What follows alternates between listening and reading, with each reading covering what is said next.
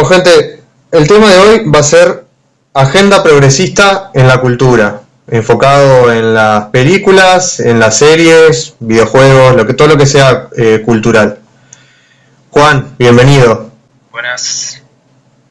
Un placer para nosotros que estés acá, Juan. Eh, ¿Qué opinión tenés vos? ¿Existe esta agenda progresista en la cultura? Bueno, que existe, creo yo que no hay ninguna duda. Lo que me parece que hay un error de concepto con lo que es progresista, lo que es progreso o progresista. Sí, no es lo mismo. Me parece que primero si empezamos a definir por ahí y después ver si hay en la cultura algo de eso, si en la cultura del cine algo de eso. Empezando por el progresismo, lo que podemos decir es que el concepto surge en el siglo XVII, en un conflicto que había sobre los tipos de libertades, la libertad de los antiguos y la libertad de los modernos, en el que la libertad de los antiguos era considerado como el derecho que tenían, si eras hombre, si eras propietario de propiedades, si tenías como si provenías de cierta familia un poco más o menos aristocrática, así, un apellido más o menos importante. Entonces, con esas cualidades, vos tenías el derecho a participar de las asambleas, de votar si hacemos esto, hacemos lo otro, vamos a la guerra, expropiamos esto, cosas así, tipo, en lo que tiene que ver con lo público, ¿no? Con sus partes, ¿sí? Bien. Esa era la libertad de los antiguos. Pero después empezó a surgir la libertad de los modernos, que la libertad de los modernos ya era un poco más, no un tipo de libertad pública, por decirlo de alguna manera, sino más enfocado al individuo, a la libertad del individuo.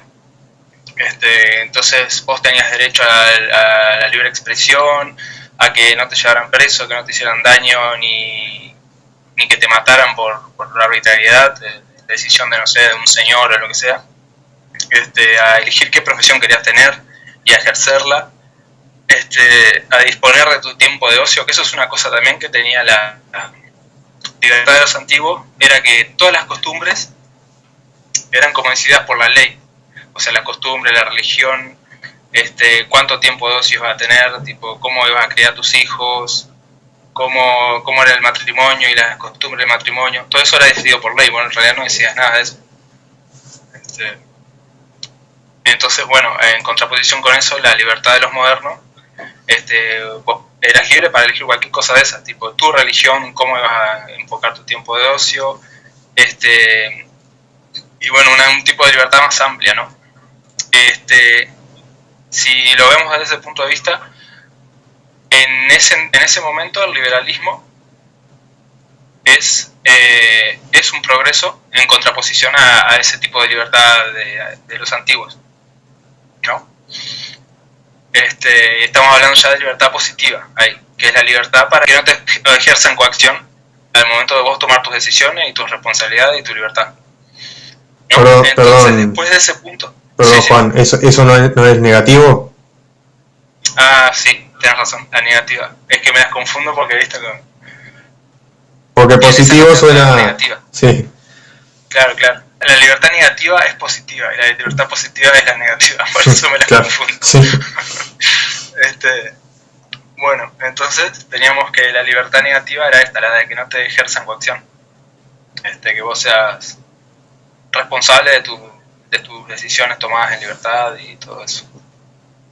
Entonces, después eso es donde evoluciona ese tipo de libertad negativa a libertad ya positiva, que por lo general se toma la libertad negativa como adjudicada a los individuos, pero ya la libertad positiva es adjudicada a colectivos o a las personas que integran esos colectivos, de la libertad de poder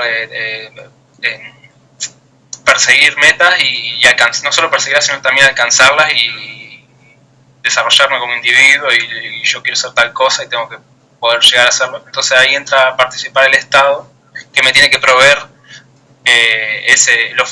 los medios para alcanzar esos fines. El liberalismo en este momento era un progreso con respecto a la libertad de los antiguos. En el momento en el que evoluciona esta libertad negativa en libertad positiva, y ya empieza a entrar el Estado como para participar en proveerme los medios para llegar para cumplir mis metas y cosas así. En ese momento también es un progreso con respecto al tipo de libertad que había antes. Y ya empezamos a entrar en el tipo de progreso, de progresismo, que es el que conocemos hoy en día, que a veces se confunde con que el progresismo es únicamente de izquierda, pero en realidad es más transversal, tipo, como que hay también de derecha y no es algo tan... Es que se ve más en la izquierda, tipo. Muchas de las características que tiene, con las que se identifica, es como, por ejemplo, ver la historia como si fuera una línea de tiempo en la que vas desde el pasado, que es lo peor, hacia el futuro, que siempre va a ser lo mejor. O sea, siempre el futuro va a cambiar en algo mejor, nunca puede retroceder. Y sin embargo tenemos ejemplos en la historia, como la Edad Media, en la de que retrocedió todo, tipo, o sea, venía de una época gloriosa a lo que era en la época aquella, ¿no? Y como que en la Edad Media hubo un retroceso, o sea, que fue un futuro en el que fuiste para atrás, tipo. Después salimos de esa época oscurantista de la Edad Media y bueno, sí, se continúa avanzando. ¿Cómo identificar el progresismo ahora moderno, que es más, que por más que es transversal, a veces es más adjudicado a la izquierda? Entonces era que el primer punto es que ven siempre el futuro como que el futuro siempre va a ser lo mejor, siempre va a ir hacia un progreso, que la historia es lineal y siempre va hacia el progreso. Bien. A su vez, la segunda característica es que renegar de todo lo anterior, de todo lo tradicional, de todas las costumbres, o sea, todo lo antiguo es malo y hay que destruirlo, tipo, como por ejemplo la institución de la familia, la religión, y bueno, montones de cosas que ya están establecidas, que son las que nos trajeron al presente, y bueno, según ellos, tipo, hay que destruirlo para crear algo mejor siempre, o sea, siempre lo que viene es mejor. Y asumen las nuevas teorías como algo que es científico. Esto se puede ver mucho también en el socialismo científico de Marx, que él decía, o sea, como que le dan ese carácter científico y lo posicionan en un pedestal donde eso es la única verdad, y todo lo que escape de eso es algo que no debe ser tolerado. Que si te pones a pensar después lo que pasa en la práctica con las teorías que proponen, es como si fuera un oxímoron, es como un progreso un progreso que estanca, un progreso que no progresa. Porque si lo ves en la práctica, en realidad no son las sociedades que progresan, no son las sociedades con ideas progresistas. Que desde ese punto de vista también me acuerdo de la charla que tuvieron sobre la anarquía, en un debate que tuvieron, uno de los últimos que tuvieron, en donde si vas a lo que significa la palabra anarquía, es ausencia de gobierno, pero algunos defienden la anarquía como un lugar donde no puedes tener, o sea, una ideología o un sistema donde no tenés religión, no tenés un dios, tenés una hermandad con tus vecinos y todo así. Pero el tema es en el momento en el que alguien me prohíbe, viene acá, o un sistema, o una persona, o lo que sea, me viene y me prohíbe a mí tener un dios, me prohíbe tener una religión, o me prohíbe tener propiedad privada. En el momento que alguien me lo prohíbe, ya no es una falta de gobierno, es alguien que me está diciendo qué es lo que tengo que tener, qué es lo que tengo que defender, o cómo tengo que ser con mis vecinos. En ese momento ya deja de ser una anarquía por definición. Es como un oxímoron, una anarquía en la que te obligan a no tener propiedad privada. Bueno, y lo vemos con el progreso ahora, tipo, la definición de progreso, que no progresa, un progreso que se estanca o que va para atrás. Para tener claro qué es progresismo, y de ahora lo buscamos a ver si en el medio audiovisual le existe algo así. Y yo creo que sí. Solo hace falta ver una película de ahora, una serie de hoy en día, y encontrar las características típicas que son que hablan de feminismo, de patriarcado, corrección política, el villano es siempre el único personaje blanco, heterosexual, rubio, hombre, la inclusión forzada, y ves todas cosas así y ya te das cuenta que sí, y ahora cuál es la intención de esto. Saber cuál es la intención, 100%, primero hay que tener pruebas, yo creo, evidencia o de alguna manera que demuestre cuál es la intención de las personas que hacen esto y por qué eligen seguir esta agenda y por qué no. Lo único que yo puedo hacer sin evidencia es plantear hipótesis, ¿no? Que es algo que hago mucho, y no solo con estos temas. A mí también me gusta escribir ficción, y al momento de decidir por dónde puede encaminar una historia, me gusta plantear varias hipótesis, no una sola, y después ver cómo se va desarrollando la historia. En el caso de estos temas sociales y políticos, en el que no podemos meternos en la cabeza de los que deciden y saber cuáles son sus verdaderas intenciones, lo que yo hago es plantear las hipótesis que me parecen más coherentes, según la información que tengo hasta el momento, ¿no? Después puedo recabar más información o más datos o ver otras cosas y modificar la hipótesis. Pero el tema es primero empezar con una hipótesis que te parezca la más coherente y después ir contrastando datos. Igual, o sea, no te tenés que poner o sea, yo por lo menos en mi caso no es que me voy y me pongo a leer libros y a ver si la hipótesis es correcta, sino que es algo más, quizás sea a un nivel subconsciente. Vos empezás a ver cosas, consumir acá, y capaz que en 2 meses llegas a una información que te dice, mira, esto me hace acordar de la hipótesis que yo tenía. Bueno, ¿cuál es mi hipótesis? Con respecto a por qué hacen esto las series y el cine. Y la primera respuesta que me viene a la cabeza es la de reeducar a las nuevas generaciones. Un poco de como en que en realidad ya se viene haciendo en el tema de la cultura con la educación pública, que es como la idea esta de Gramsci de tomar las universidades, de tomar la cultura y el resto se da por añadidura. Y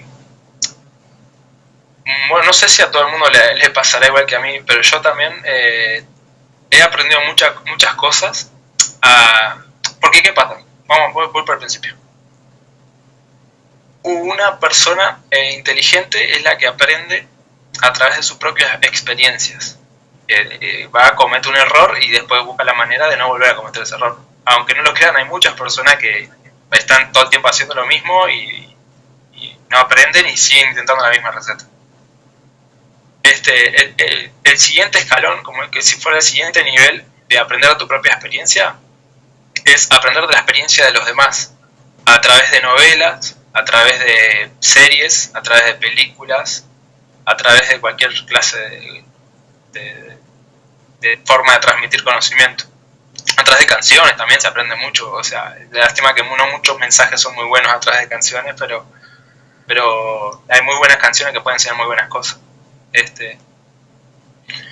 Y bueno, y eso es parte de la cultura también, de una cultura que educa, quieras o no. Vos estás todo el tiempo viendo películas de héroes que dan la vida para salvar a los inocentes, y quieras o no, esos mensajes te empiezan a quedar. O no sé, me imagino una película que les guste mucho, que les enseñó mucho, y estoy seguro que van a encontrar una. O sea, busquen una y estoy seguro que la van a encontrar. La primera intención que encuentro es esa, la de reeducar. Es una pata de la estrategia gramsciana, como quien dice, tomando la cultura a través de la educación y también desde del entretenimiento, ¿no? O sea, como una pata más. Claro, el tema es que hoy en día en los medios audiovisuales, como YouTube, son muy poderosos para transmitir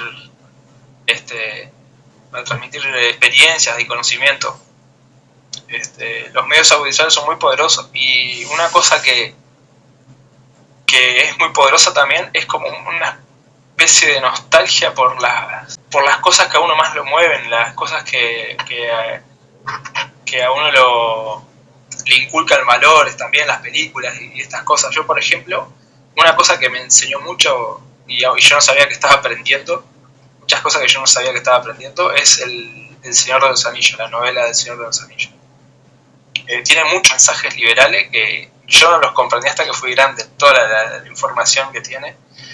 Te enseñan a no rendirte, a ser valiente, a ser amigo, a tener una buena, o sea, ¿cómo se dice? Una buena amistad con las personas queridas, tipo, te enseñan un montón de cosas. ¿Estás hablando de la novela o de la película? Sí, la película es muy parecida a la novela. Lo que pasa en la novela es que simplemente tiene más información y más larga, pero la película es una adaptación prácticamente genial de la novela.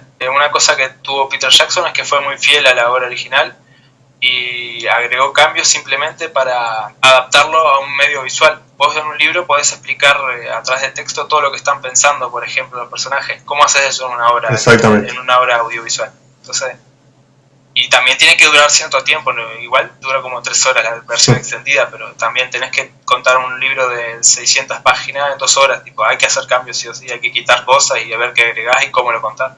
Entonces cambios siempre van a haber para adaptar algo a otro medio. Uno de los mensajes más importantes que yo veo en la obra de Tolkien es que si te pones a pensar el anillo, para empezar, a Tolkien no le gustaban las alegorías. Vos podés darle la interpretación que vos quieras a la obra, y él jamás dijo este anillo representa tal cosa, no.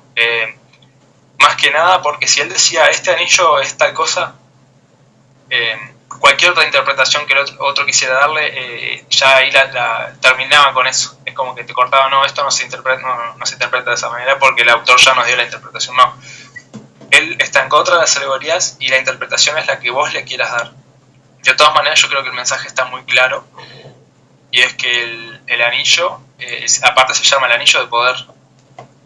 Tipo, es como es todo el poder de Sauron en un solo dedo, que lo puede llevar una sola persona. Entonces, como demasiado poder en un solo lugar, demasiado poder acumulado. Si te pones yo lo interpreto así, como que es una representación del Estado. Sí, porque además en un lugar muy pequeño. Tolkien era un anarquista filosófico, si no me equivoco.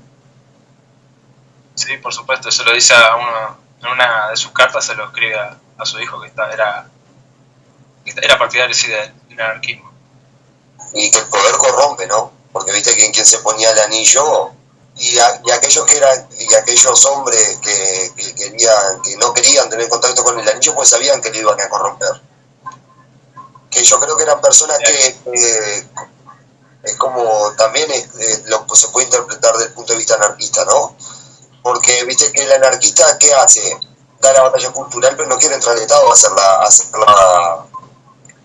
la batalla. Exacto. Es como el anillo, o sea, no, te ayuda a destruir el anillo, pero yo no voy a agarrar ese anillo. Es perfectamente eso, es exactamente eso. Yo te ayudo, te llevo a caballito a tirarlo al fuego. Hay personajes que son de los más sabios y de los más antiguos de la Tierra Media, y aún así ellos no quieren ese poder, o sea, lo rechazan.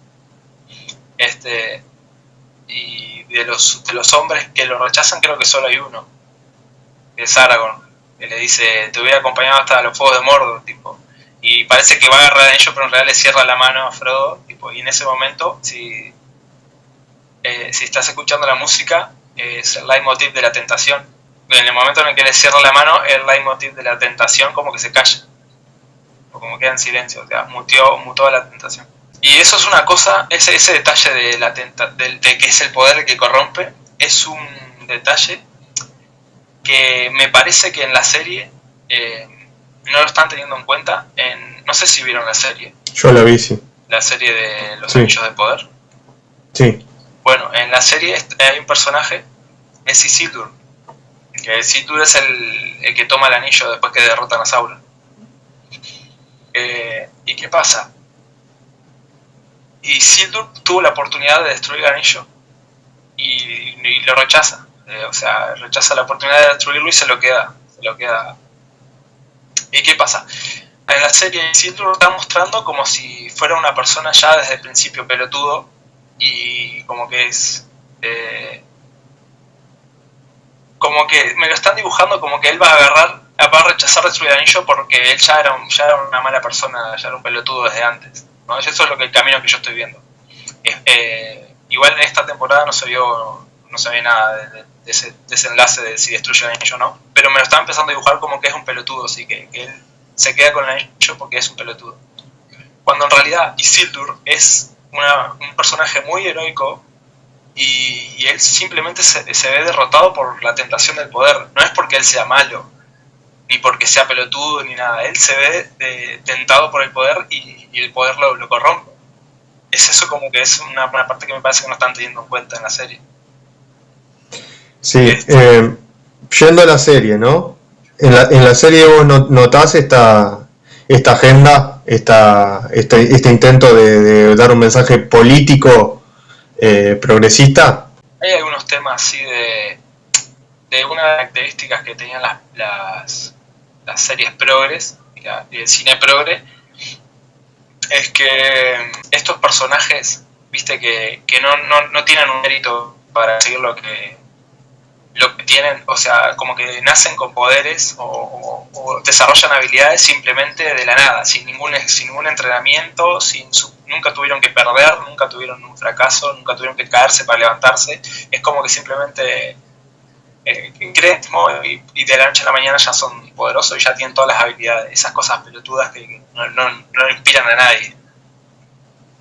Podríamos hablar después de un par de películas que tienen lo progre y un par de películas que tienen lo opuesto para comparar cómo se hace una historia interesante, porque un héroe que desde el principio tiene todas las habilidades y todos los poderes y es el mejor y nadie le gana, tipo, no inspira a nadie, no inspira nada a nadie, tipo, no sé quién puede interesarse por una historia así. Y es algo que pasa con el personaje de Galad, que está desde el principio, ya es la más poderosa. Bueno, es una de los elfos más antiguos que existen, de los Noldor, y sí, es muy poderosa. Pero el tema es que ella está con compañeros que son igual de antiguos que ella y que deberían ser igual de poderosos y no lo son. Son como absolutamente torpes y no tiene ningún sentido eso. Yo creo que tiene mensajes, tiene la inclusión forzada, esto de cambiarle la raza a propósito para ser políticamente correcto. Eso iba. O sea, ser políticamente correcto es tratar de no ofender a personas que se ofenden por todo y sin motivo y sin que tengas intención de ofenderlo. Ellos se ofenden porque dijiste Gandalf es blanco. No blanco, no, Gandalf debería ser de otro color porque ese me ofende, porque el blanco es no sé qué, cosas que no tienen ningún sentido y bueno, para no tratar de ofender a esas personas es que es políticamente correcto. Bueno, entonces se incluyen a la fuerza personajes de otras etnias. No sé, creo que no hay ningún personaje que sea hombre y lo hayan hecho mujer, porque en realidad cuando le cambian la etnia a un personaje, en realidad no me interesa mucho, al menos que sea un personaje que yo quiero mucho y que lo quiero ver como es, porque a mí, por ejemplo, cuando yo era más chico me cambiaron el color de ojos a Harry Potter y yo dije, este no es Harry Potter. Harry Potter tiene los ojos verdes, tipo. Y aparte porque ese verde tenía una relación con el verde de Slytherin. Entonces como que hay una intención en el color de ojos verde. Y en la película te los hacen celeste y bueno, me sentí como que este no es Harry Potter, estoy viendo una persona que está actuando, ¿no? Como que me saca de la película. Y lo mismo pasa, imagínate ahora cambiándole la etnia a un personaje que vos tenés te gusta el personaje y querés ver a ese personaje y encima te traen una persona que ni siquiera se parece, imagínate. Pierde la originalidad, creo yo, ¿no? Porque, o sea, es lo mismo, es como una obra de teatro o algo que, por ejemplo, una discusión no, pues la obra de teatro igual es más mixta, ¿no? La obra de teatro igual puede ser dos hombres, entiendo, uno disfrazado de mujer y otro de hombre, y en el teatro es más común y tiene un nombre, pero digo, a nivel tipo audiovisual, como en películas, por ejemplo, lo mismo, Superman es Superman. Claro, viste, es un personaje emblemático. Claro, desde la planeta, por ejemplo, tener Superman que es blanco, viene de otro planeta y tal. Por ejemplo, no sé, bueno, cualquier personaje que sea central, ¿no? Porque al ser central es el protagonista. El protagonista viene es lo mismo que, vamos a suponer, la Pantera Negra. Ahora vamos a cambiar el Pantera Negra. Pantera Negra viene de Wakanda, de África. Ahora, que me venga, te vamos a decir, vamos a hacer Wakanda en Europa, con un rubio, no. La Pantera Negra viene de África y de Europa, que no te venga. Claro, es exactamente. No te venga a meter un rubio de Europa, no tiene nada que ver. Es ahí donde está el tema. Yo creo La que originalidad, creo que se pierde la originalidad por hacer esas cosas. Y creo que lo que se discute desde este punto de vista es uno de los... Porque yo opino que no es que importe el color de piel de la persona en sí. O sea, importa que vos estás contando una historia y la estás deformando. Incluso poniendo errores históricos. Yo creo que uno de los peores fue en la serie esta nueva de Vikingos, que es una secuela de la serie Vikingos.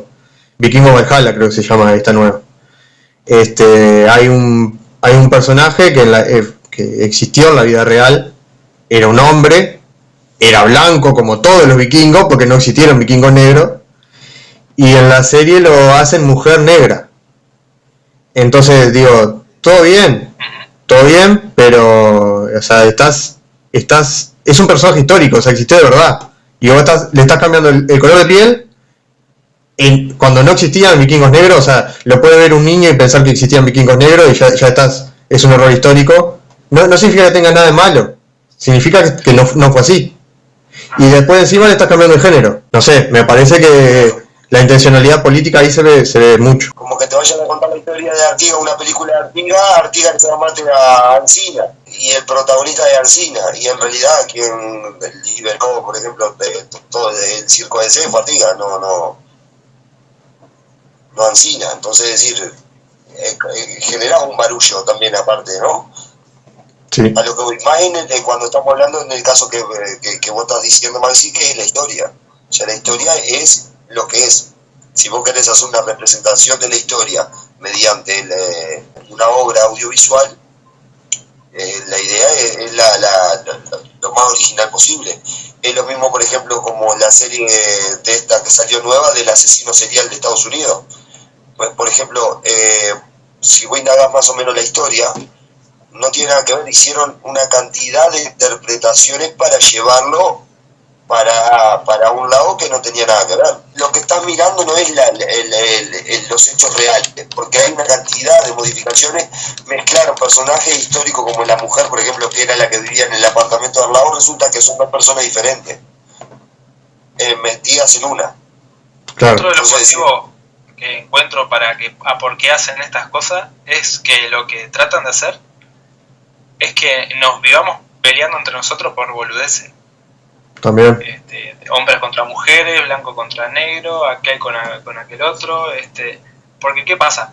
Si nosotros no nos estamos peleando entre nosotros, nos empezamos a dar cuenta de que no nos necesitamos. Entonces uno de los motivos también puede ser ese. El divide y vencerás, ¿no? El clásico divide y vencerás, ¿no? Tomás una minoría y esa minoría la enfrentás contra los otros, entonces vos ahí tenés la gente se está peleando entre minoría y mayoría y se están distrayendo de quién es el verdadero enemigo. Se empiezan a escuchar el mensaje de por qué no necesitas de alguien que te esté, no necesitas de un Estado que te esté ahí ordenando. Si empezás a escuchar los mensajes y si tenés la capacidad de razonar, te das cuenta que son mensajes muy coherentes y muy poderosos. O sea, a ellos no les conviene que nosotros no nos estemos peleando entre nosotros. Entonces a veces me parece que lo inventan a propósito para que estemos, o sea, viste como te digo, son hipótesis, ¿no? Después hay que ir viendo la información a ver si encajan las hipótesis que tenemos con la información a la que accedemos. Claro, ¿sabes por qué me parece que por qué digo que es un motivo para pelearnos al pedo? Porque si te pones a pensar, siempre hubo protagonistas negros y nunca nos quejamos. Hay montones de películas antiguas, de los 80, de los 90, con personajes negros y con personajes mujeres también, y nadie se quejó nunca de nada, no era un motivo para pelearse. Es como que inventaron el problema para que nos empezamos a pelear por algo que antes no pasaba y no nos peleábamos. Exactamente. Sí, yo creo que como dije, ¿no? Es un tema conceptual. Capaz que uno critica la falta de originalidad, porque es una falta de originalidad, o sea, es como estaba hablando, por ejemplo, de Batman y del Pantera Negra, ¿no? Te cambian el color del personaje, ya deja de pierde la originalidad. ¿Y uno qué es lo que critica? El que critica esa falta de originalidad. Pero ¿qué pasa? Los oyentes, que tienen una postura re progre, piensan que, o sea, somos unos estoy en la heteronormativa y no sé qué cosa, pero en realidad no estoy criticando, es que me cambiaron el color del personaje, es decir, se entiende el punto. Es lo mismo de que, por ejemplo, una princesita negra o una princesita india o una princesita le cambie de etnia, o sea, no. Mulan es Mulan, la que le da beso al sapo, la negra, es la negra, no me va a poner una rubia porque ahí le está perdiendo la originalidad. Tampoco, como también no quiero una Blanca Nieves negra, porque, o sea, deja de ser original. Y no es que yo quiera ver porque pues yo no miro dibujitos, ¿me entendés? Pero es decir, si lo miro y digo, esta gente intenta estar pelotudeces porque lo critican porque es algo muy pelotudo lo que hacen.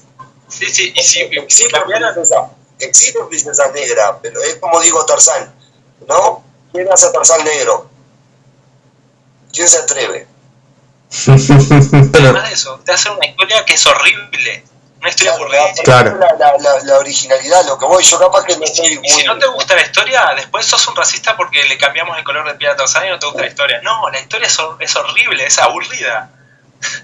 Es que hacen mucho con eso. Vos ves, por ejemplo, estábamos hablando del Señor de los Anillos, la cantidad de errores que tiene, estúpidos, que te sacan de la historia, porque vos estás viendo la historia y ves errores que no tenés que ser un profesional, un guionista súper renombrado para darte cuenta de que hay cosas que no son realistas. Por ejemplo, el más sonado es el de la nube piroplástica, que explotó el volcán, se liberó una nube piroplástica y no mató a nadie. Y esas nubes tienen una temperatura de 200 grados, te hierve la sangre en contacto con esas cosas.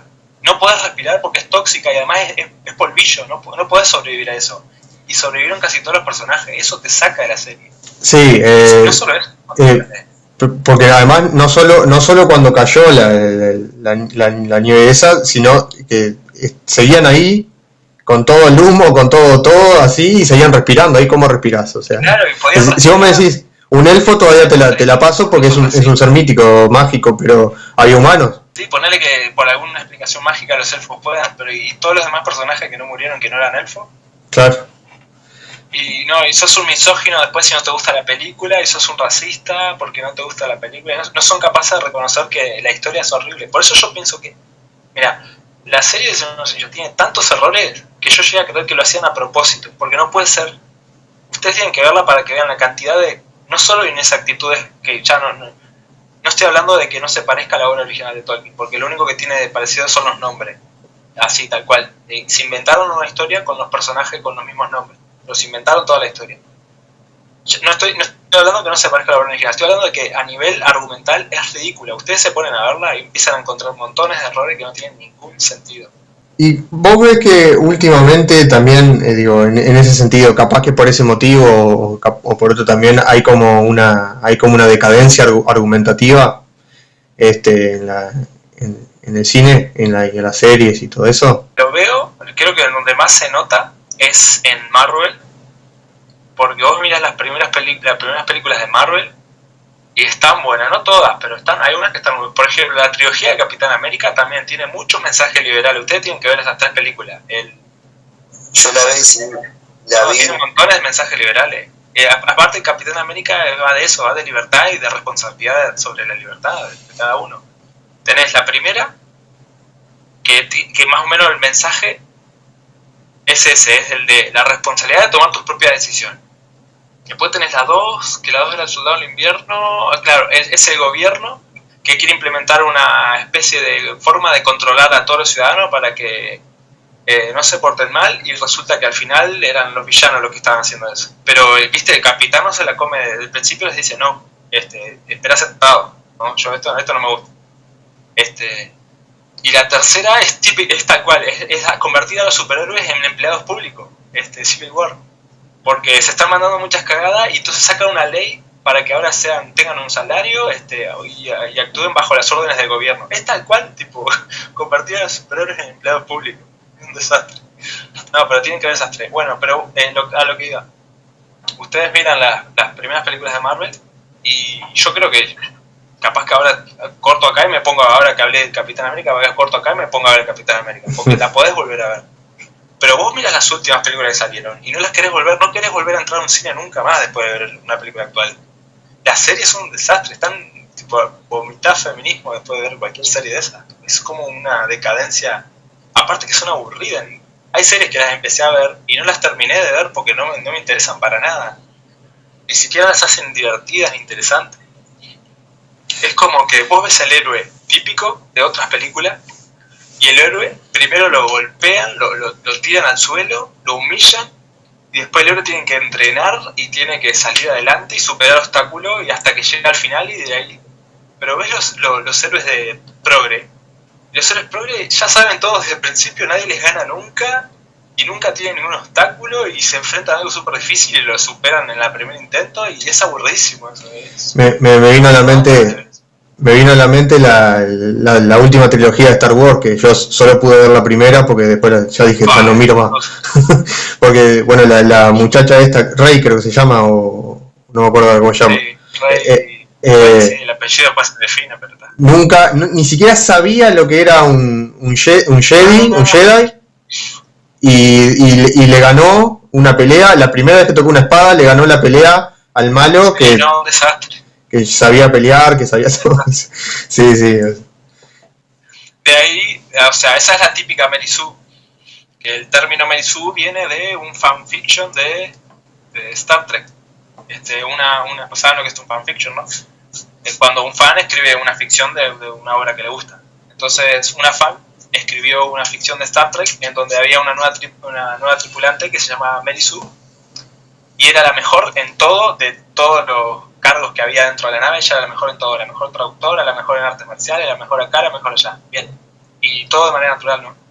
Entonces ese fanfiction se hizo popular y empezaron a llamar Mary Sue a todos los personajes que son mejores en todo y que nunca tienen dificultades para nada. Entonces eso es lo que es Rey. Es una Mary Sue, es una persona que nunca tuvo contacto con la fuerza y de repente ya le gana a uno que tiene años y que es maestro tercer grado en sable de luz de todos los colores. Sí.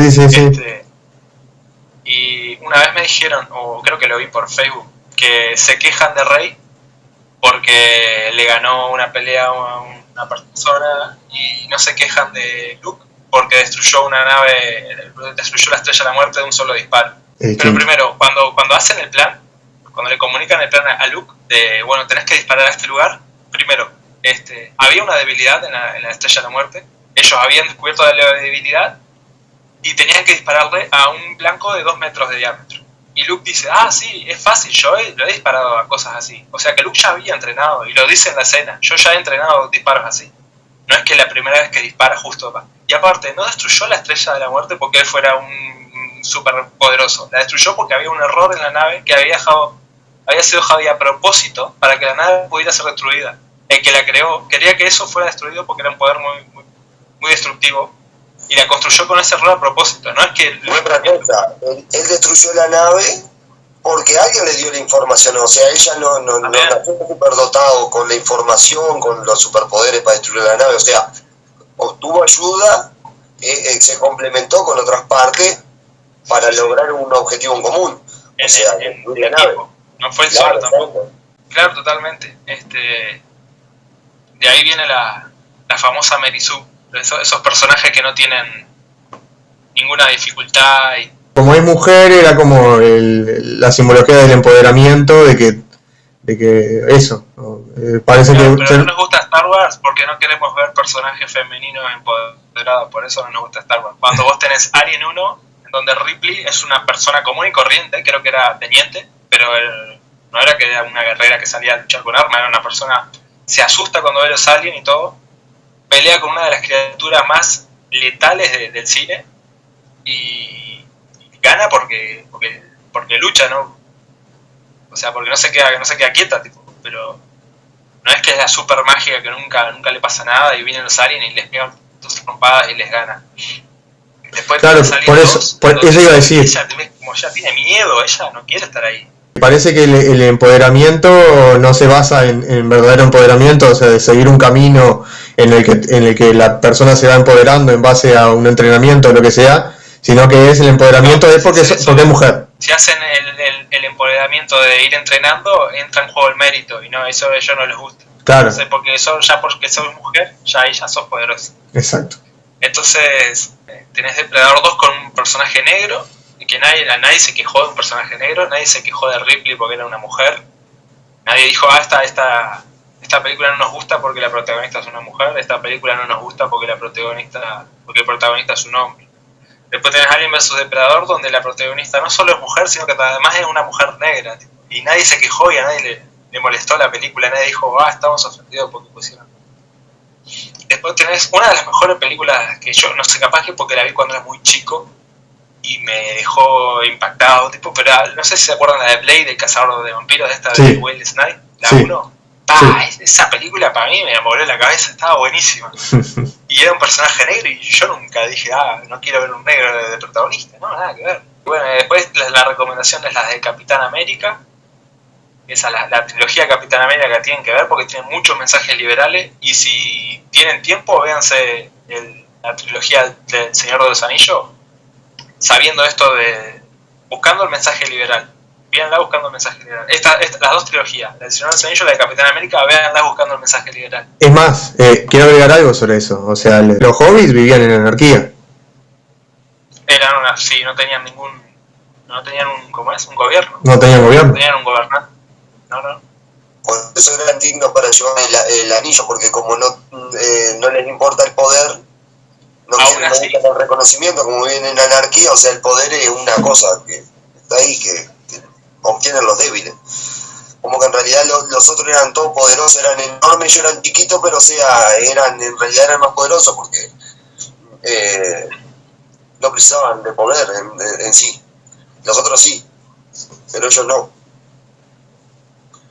Los hobbits están inspirados en los compañeros que tenía Tolkien, porque él estuvo en la Primera Guerra Mundial.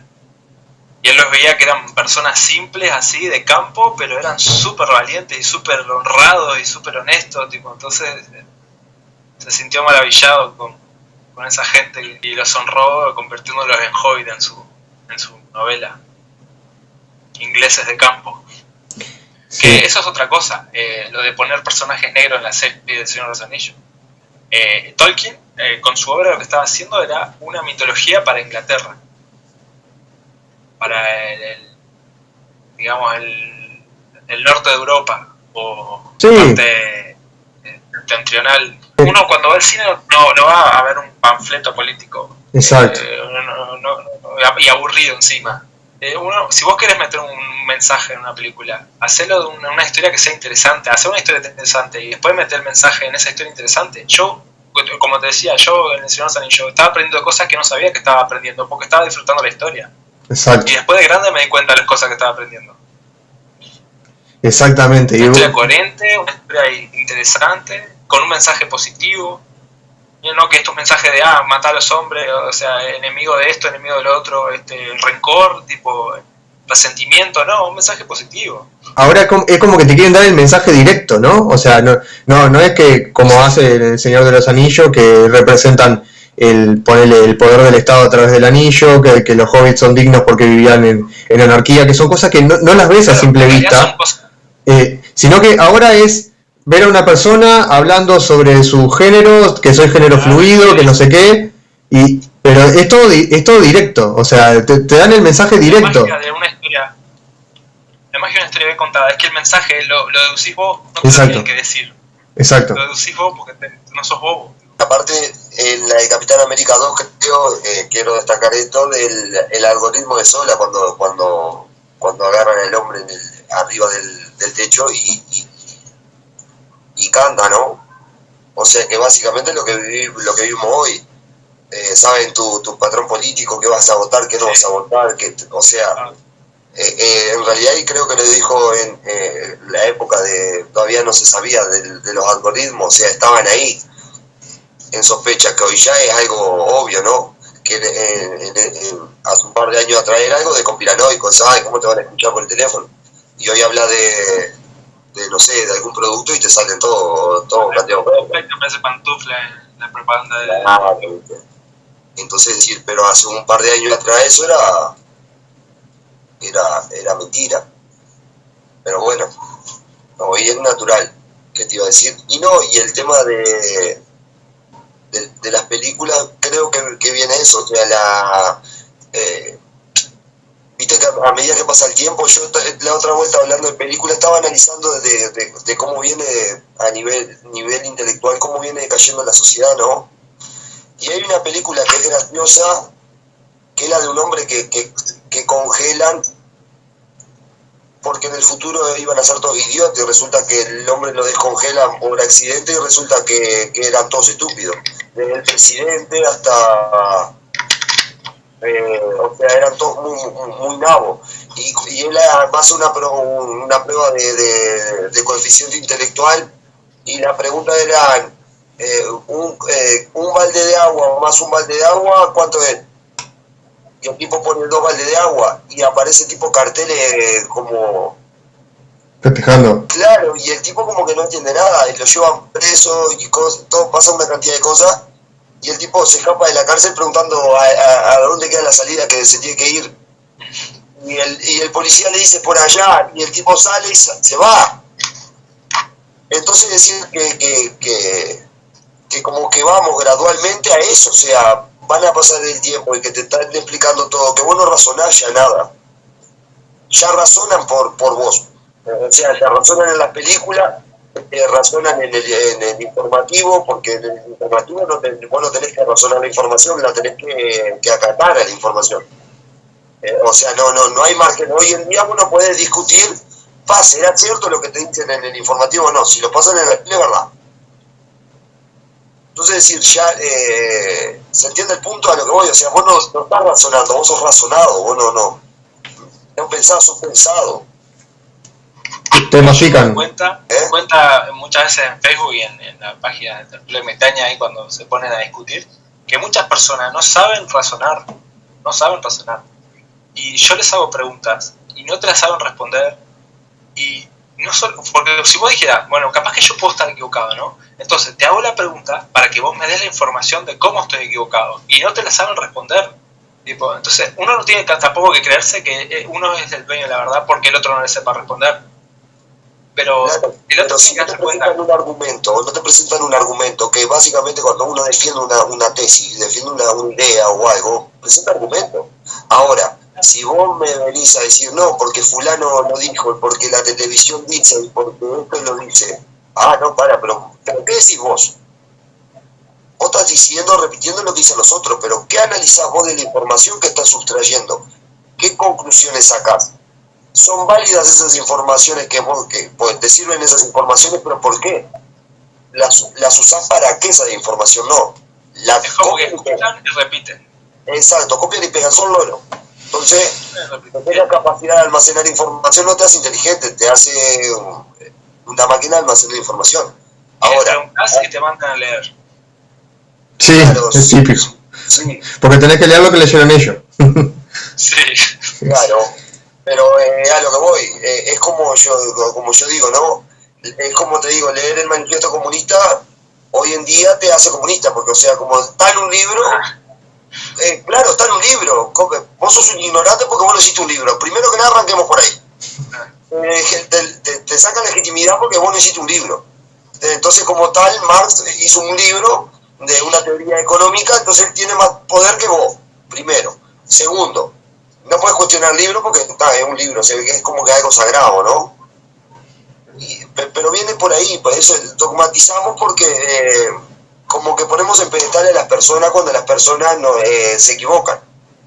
Es como nosotros ahora ponerle en Tertulia Ermitaña, ¿no? Nosotros estamos hablando acá y estamos haciendo material. De repente vamos a ser re famosos y la gente va a tomar nuestros argumentos, capaz que nos podemos equivocar en alguna cosa, pero van a decir, pero estos tipos lo dicen.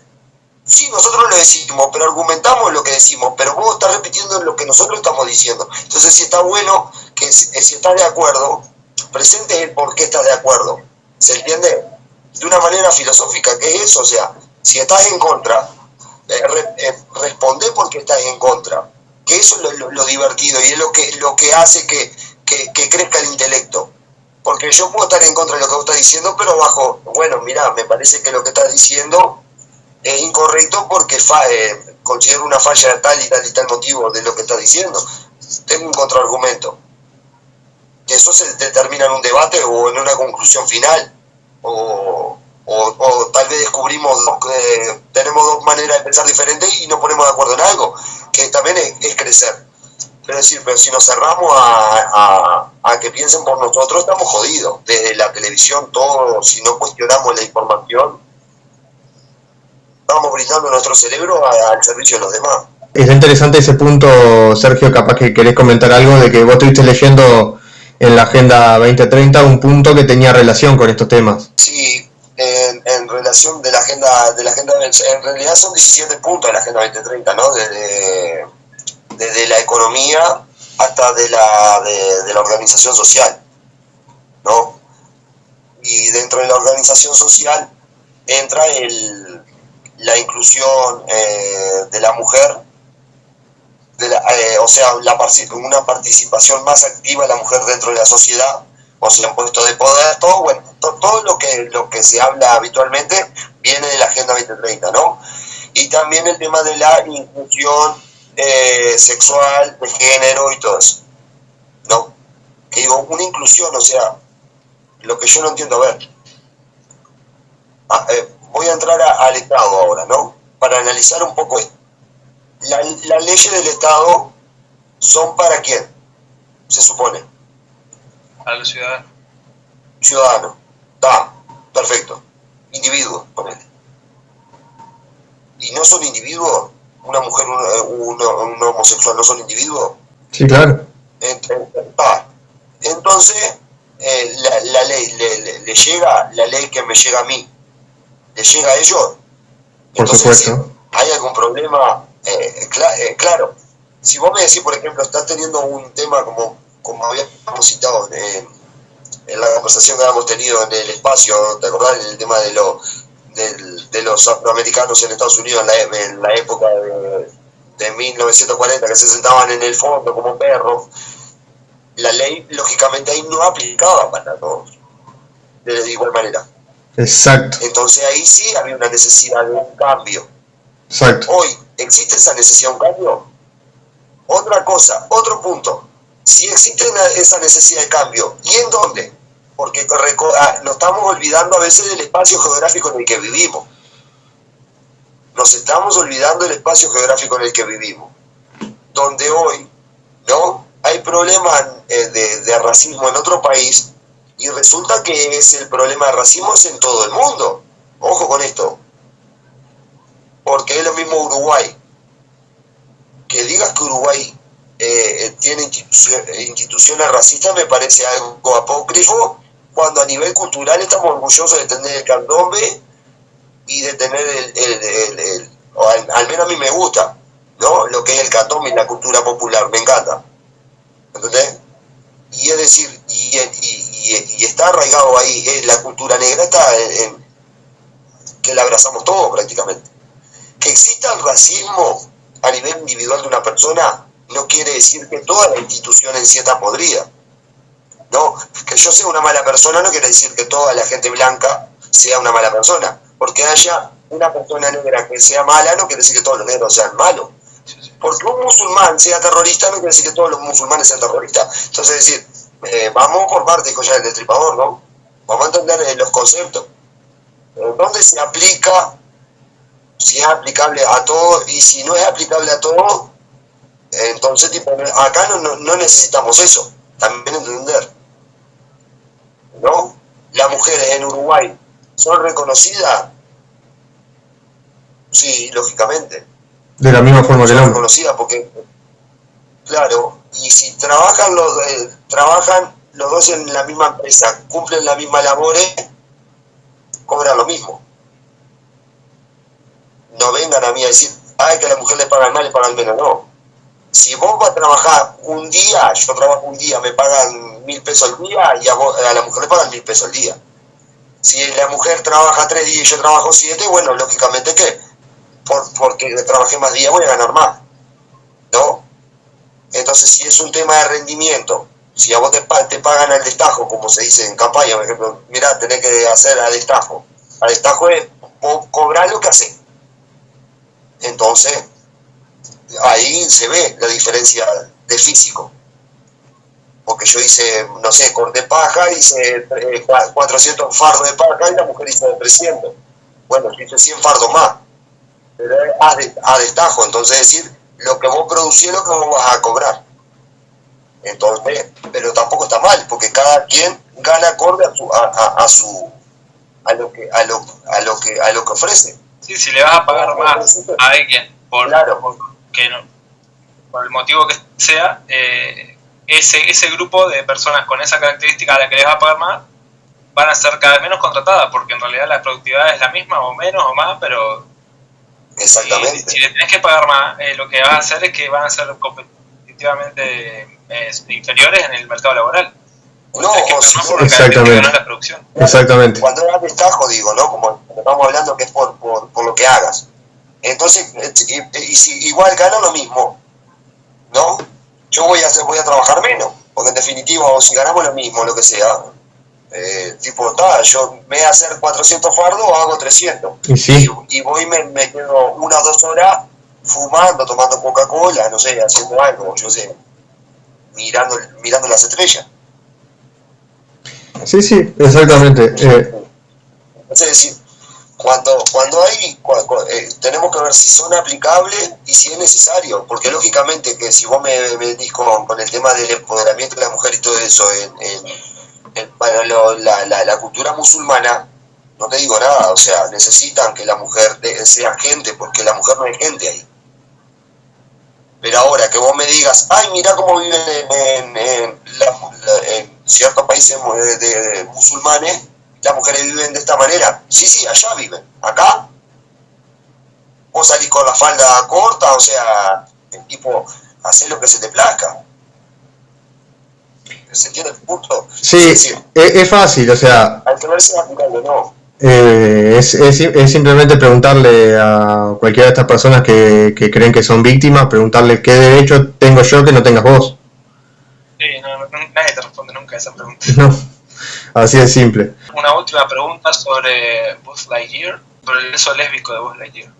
El de sí. La película no la vi, la empecé a ver, pero hoy no la saqué. Pero sé que hay un beso y busqué la escena del beso y la vi y es un segundo, se tocan y siguen de largo, 2 mujeres. El tema es este.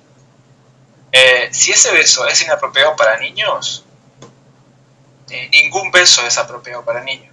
Coincido. Es lo que yo creo. Me parece un poco exagerada la reacción. Toda la que hicieron alrededor de esa parte. Sí. Porque una cosa, la sexualidad de un niño tampoco no es una elección. La sexualidad de un niño, la sexualidad de una persona, no es una elección. Si a un niño le gustan las niñas, vos no vas a poder hacer que ese niño se haga gay, de ninguna manera. Y lo mismo al revés. Exacto. Si no te gusta que tu hijo vea esas cosas en el cine, lo encerrás en una cueva hasta que cumpla la mayoría de edad. O le puedes explicar que hay varones que le gustan las mujeres, hay mujeres que le gustan los varones, hay varones que le gustan los varones y hay mujeres que le gustan las mujeres, y el niño va a ir al cine, va a poder ver un beso y no se va a volver loco, ni le va a pasar nada, ni se va a cambiar su sexualidad, ni nada. Quiero además decir algo con respecto a eso, perdón que te interrumpa. Sí, dale, los niños, cuando ven una cosa de esto, probablemente no le den pelota porque les chupa un huevo. Sí. O sea, de chico me gustaba muchísimo Dragon Ball Z, ¿no? Me encantaba Dragon Ball Z de chico. Y después de grande me di cuenta que en Dragon Ball Z hay un montón de escenas bastante zarpadas. O sea, sí, zarpadísimo. En el cómic más del manga. Porque los japoneses son muy de mezclar eso de cosas de niño con cosas media zarpadas. Y yo lo vi de niño. En el manga no hay límites para ello. Yo de niño lo vi eso y no me quedó grabado. O sea, lo pasé por alto totalmente. Porque me chupaba un huevo. Yo quería ver las peleas. Yo quería ver a Goku peleando. O sea, no me interesaba el... Es verdad, sí. Eso. Y yo quiero decir lo de Buzz Lightyear, que por ejemplo yo después que miré la película me di cuenta que no era para tanto, ¿no? Lo que había pasado. Y yo, alguien más, borré una publicación que yo había hecho porque había una persona, un argumento me pareció correcto y lo compartí pensando que, o sea, la escena era mucho más alevosa, ¿no? Tipo, por el tema de la inclusión forzosa. Pero después cuando vi la película, tipo, la parte del beso era tipo como un flash, así como que es como, era como una transferencia de tiempo, viste, como que pasaban las cosas rápido, y aparte, y pasó un beso, que tal, no tenía, no, o sea, y yo dije, qué pelotudo lo que compartí, tipo, después subí, claro, no, borré, porque tipo, no podía caer tan bajo. Que más, un amigo mío me compartió y me dice, Sergio, pero estás en el siglo 80, me puso, viste. Y digo, pero no es para poner esas cosas, no sé qué, no sé cuánto. Y después tengo que correr toda la mierda porque me di cuenta que no era para tanto. Y después, en relación a Dragon Ball Z, primero empezó como una trama, era más quería hacer, Toriyama quería hacer en Dragon Ball, quería hacer, ¿cómo se llama? Una especie de cosas graciosas. La idea no era terminar en lo que terminó Dragon Ball Z. Y más humor. Claro, era más humorística. Eso pasa al principio, no hay muchas peleas, hay mucha conversación y mucha gracia y mucho chiste, ¿me entendés? Muchas cosas graciosas, o dentro de las peleas pasan cosas graciosas, ¿me entendés? Pero después en Dragon Ball Z, ahí ya como empieza una trama más un poco más adolescente, era niño chico. Claro, y de ahí pasaba a un tema de lucha. Y estoy muy de acuerdo con lo que decía Juan, por ejemplo, hace un rato del tema de los niños, de decirle, sí, algo, porque, a ver, es algo normal, que hay niños que les gustan, es lo mismo cuando me decían, con la que aprendí todo esto fue con la gurisa mía, ¿no? La más grande tiene 12 ahora. Y me decía, el rosado de nena, no, el rosado es un color, vos pones el color que quiera, o sea, no hay color de nena, hay color de varones, hay colores, ponete con lo que quiera. La ropa es ropa, ponete la ropa que quiera, o sea, pero que darle ellos el tema de que la ropa es ropa. El tema es que eso tiene que... Pero ahora es diferente cuando yo, por ejemplo, le compro ropa de varón porque la quiero disfrazar de varón. Ahí porque la estoy coactuando para que haga para hacer cumplir mi capricho. Eso es una cosa, pero yo le digo, existe la ropa de hombre y de mujer. De verdad, existe ropa para hombre y para mujer, cada quien de lo que quiere. Chao. Y es así, y los colores lo mismo, y los juguetes lo mismo. Yo, por ejemplo, era uno de los que no quería a mi hija darle cocinita y cositas de cocinar, porque no quiero que mi hija sea una sierva de nadie, ¿entendés? Lo veía desde ese punto de vista. Una cosa que yo considero sobre... Porque está bien, si se quiere vestir de tal color y de tal otro, no hay ningún problema, obviamente. Pero la sociedad, los niños son crueles y, viste, algo le van a decir. También prepararlo para que él entienda de que le van a decir cosas y que para que se pueda sobrellevarla. Porque una cosa que la gente no entiende, vos primero tenés que perderle el miedo a caerte, perderle el miedo a fracasar. Una vez que vos aprendés a fracasar, aprendés te haces más fuerte, superás los obstáculos y detrás de todos esos obstáculos es donde se encuentra el éxito. Y eso es algo que la gente no entiende. Ellos piensan que tienen que hacer algo, le dijeron, ese color es horrible, no te vistas así, y ya no se viste más así. O lo estoy asociando con el color ahora, pero puede ser con cualquier cosa. Vos querés dedicarte a algo y no te sabes bien las 10 veces y pensás que lo tenés que abandonar, capaz que a la 30 ya te salía. Cosas así. La gente no asocia el fracaso con el éxito, que en realidad para mí el fracaso y el éxito es lo mismo. Es acumular fracasos hasta que los fracasos se conviertan en éxito. Seguro por experiencia acumulada, es decir, vos no querés seguir tropezando con la misma piedra, o sea, o correr la piedra o correr del camino o haces algo. Claro, la manera de aprender es esa. Hoy lo hago, se me van a reír, pero lo que ellos no entienden es que detrás de este fracaso que yo estoy teniendo ahora está mi éxito, y eso es lo que ellos no entienden. Ellos se van a reír de mí y mañana no lo van a hacer porque se van a reír de ellos, y así se van a quedar estancados para siempre. Entonces un niño entiende esas cosas, y después él se quiere vestir rosado, y vos le explicaste todo esto, y le van a reír, y él va a decir, bueno, pero yo entiendo cosas y que vos ahora no estás entendiendo.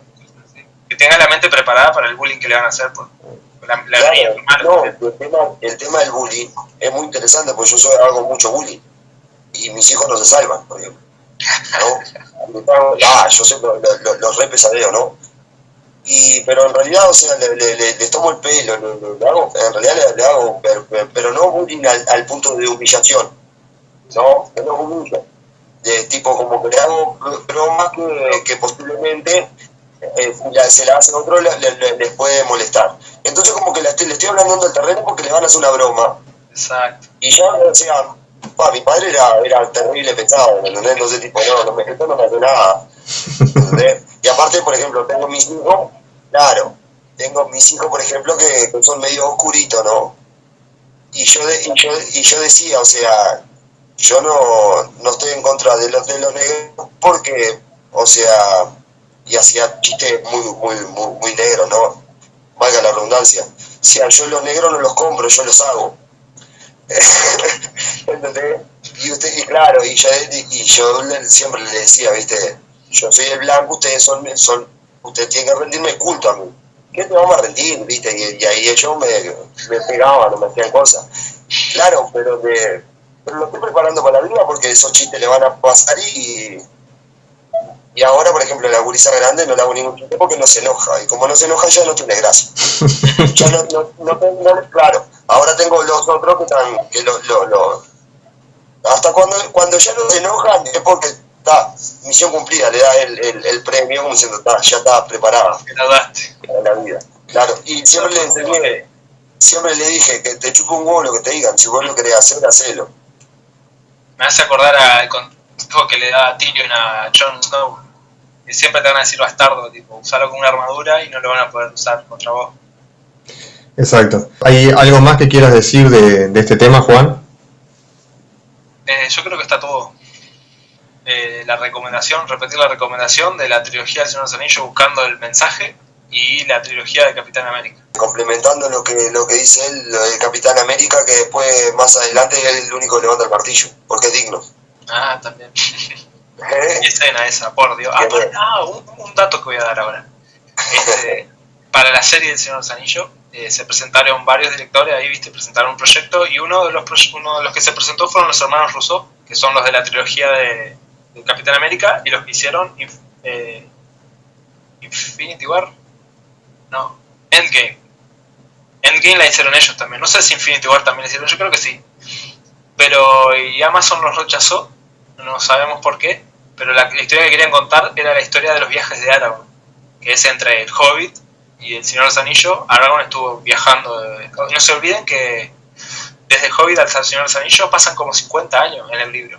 Y en todo ese tiempo nació y vivió toda su vida Aragorn, hasta que pasan los acontecimientos del Señor de los Anillos. Bueno, iban a hacer una serie S, le dijeron que no sé por qué, y agarraron a estos dos pelotudos que no saben ni contar una historia coherente ni siquiera. Bueno, ese dato sobre los directores estos dos directores, los hermanos Russo. Interesante, no lo sabía. Capaz que le estaban poniendo un mensaje liberal a la serie y por eso no les gustó la propuesta de ellos. Simplemente lo que quiero decir es que yo creo que se está viendo mucho este tema de que se busca dar un mensaje, se busca dar un mensaje político y que después la película salga lo que salga. Lo importante es el mensaje político. O tendría que ser al revés. Tendría que basarse en el argumento de la película y una buena historia que a vos te haga pensar sobre algo, sobre un mensaje que puede ser filosófico, político, lo que sea, pero no al revés como es ahora.